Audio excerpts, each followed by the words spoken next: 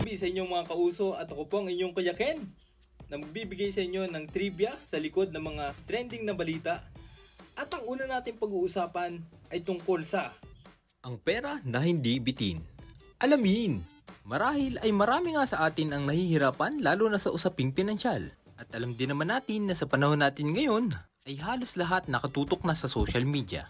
At karamihan ngayon, mga content creator at mga social media influencer na.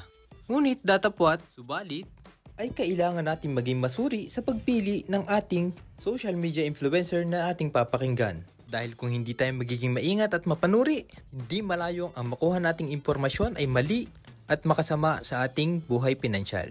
Huwag ka na sa iba, sa akin ka na lang makinig.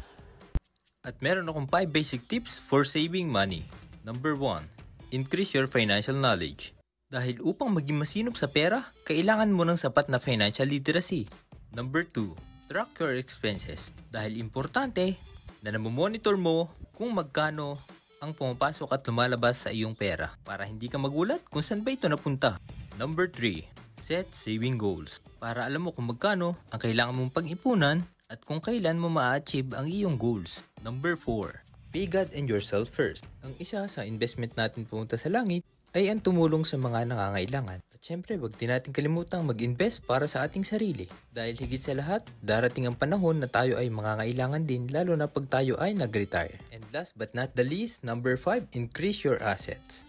Dahil hindi natin pwedeng gawing investment ang ating mga anak at ang ating mga kapamilya.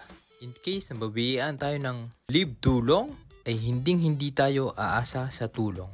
And to know more about financial tips, pwede kang tumutok mamayang 8:30 PM via Zoom webinar. Limitado lang ang ating slot, kaya mag-message na kung gusto mong maka-attend. Samantala, para malaman ang trivia sa likod ng mga viral na balita, i-message at i-comment lang #Kuya Ken ano na? Kenportante ang may alam. At ako po si Kuya Ken at sagot ko kayo 24/7.